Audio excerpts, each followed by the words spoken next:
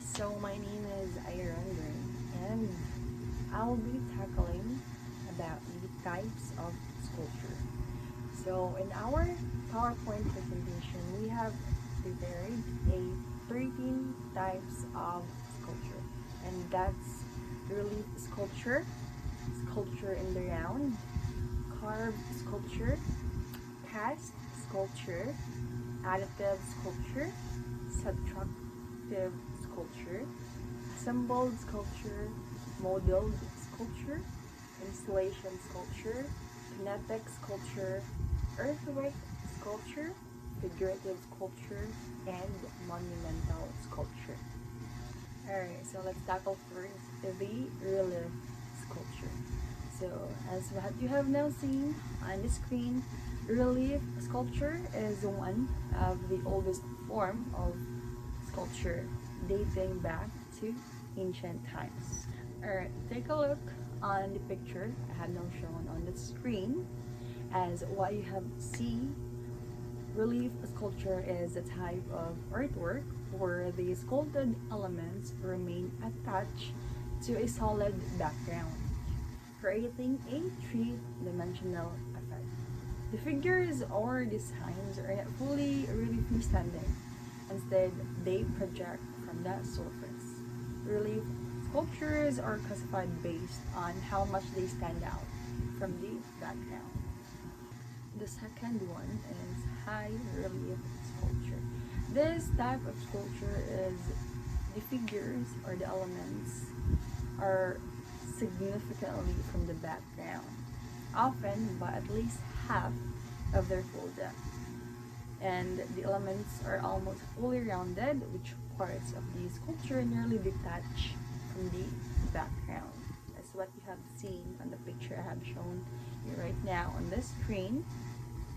It also shows a three-dimensional, and the figures in high relief are more detailed and stand out more prominently, which can make them appear almost freestanding from the surface, but still attached to the background. Also, high relief sculptures are often used in monumental works such as architectural pieces, large scale commemorative pieces, or historical depictions. The third one is low relief sculpture, and this is a type of sculpture where the sculpted elements project only slightly from the background, unlike the high relief. The figures or designs are shallow with minimal depth and projection from the surface, which come out the sculpture is not very pronounced. The image appears almost two-dimensional and with only subtle variations in depth. Also, low relief sculpture are often used for detailed decorative works such as coin packs or architectural elements. Alright, the next one is the sunken relief. This is a type of sculpture where the figures or designs are carved into the surface of the material, creating a recessed or sunken effect. Unlike low relief, where elements project outward, sunken relief is entirely indented. So the sculpted image appears below the level of the surrounding surface. As what you have seen in the picture I am showing you right now, the sculpture is surrounded by the background, but it's still formed onto a specific element hull. And this technique was particularly popular in ancient Egyptian art.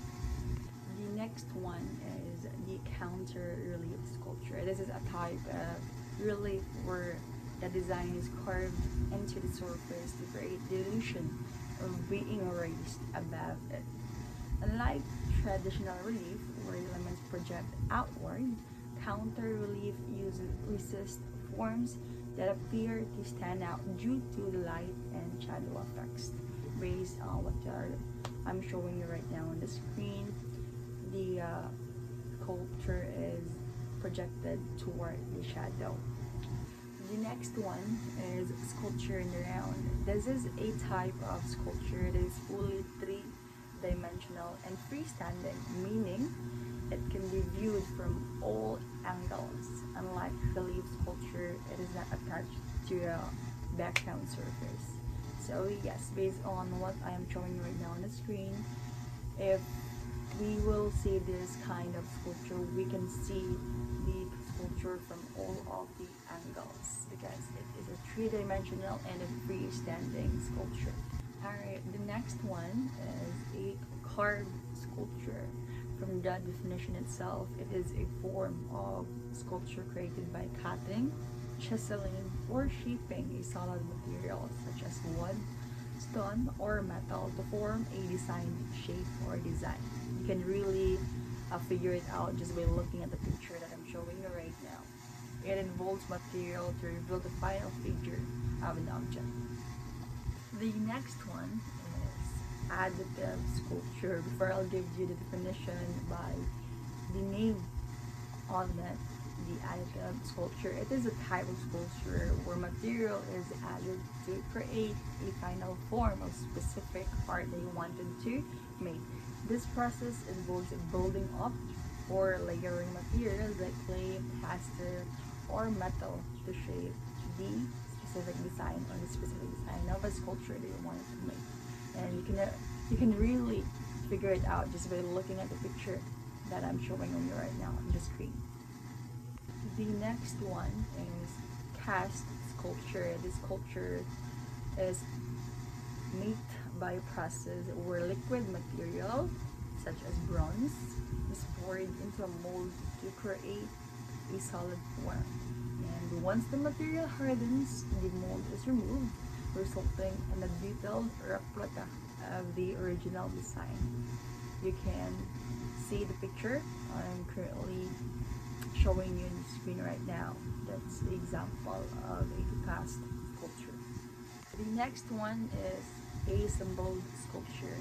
This is a type of sculpture created by joining or combining various pre-made materials or objects, often through welding, fastening, or other techniques to form a unified artwork. And you can see the picture I'm currently showing you on the screen. That is an example of assembled sculpture. The next one is molded sculpture. This sculpture process where a malleable material such as clay or wax is shaped and molded by a hand or tools to create a form, typically built up and refined gradually. This type of sculpture is molded by a hand, and you can see the image on the screen that is showing me right now. That is example of molded sculpture. The next one is installation sculpture. This is a form of art where the sculpture is created and arranged in a specific space, as what you're seeing on the screen right now, often transforming the environment is viewed from the public space. It also may involve multiple elements and can engage with the surrounding space, creating an immersive experience for the viewers. The next one is kinetic sculpture. This is a type of sculpture that incorporates movement and either through mechanical mechanisms, wind, or other forces, allowing the earthwork to change or animate over time. You can see or you can check the image that I'm currently showing on you right now. You can really figure it out just by looking at it. It is a kinetic sculpture because the movement of the sculpture or the art. The next one is earthwork sculpture. It is a form of art where the natural landscape is altered or manipulated to create large-scale sculptures, often using materials like earth, rocks, and vegetation, blending the earthwork with the environment. You can really figure it out or sort things out just by looking at the picture I'm showing you right now. That's the example of earthwork sculpture. The next one is figurative sculpture. This is a type of sculpture that represents recognizable forms. So typically a human or animal figures, with an emphasis on realistic or naturalistic representation. You can see just by looking at the picture I'm showing you right now, that's an example of figurative sculpture. It is a sculpture of a human, a representation of a human. Alright, the second to the last is the monumental sculpture. This is a type of sculpture that is often on public places, and it is a large scale sculpture created to have a significant visual impact, often commemorating an event, person, or date. And as what you have seen on the screen right now, that's example of monumental sculpture, and that is the Statue of Liberty. The last one is subtractive sculpture. This is a technique where material is removed or carved away from solid block such as stone or wood to reveal the desired form. And you can see the image I'm showing you on the screen right now, that's example of subtractive sculpture. So yes, that's it guys. That's the type of sculpture. And I hope that you learned something from me today. And I do really appreciate you for listening. Bye bye!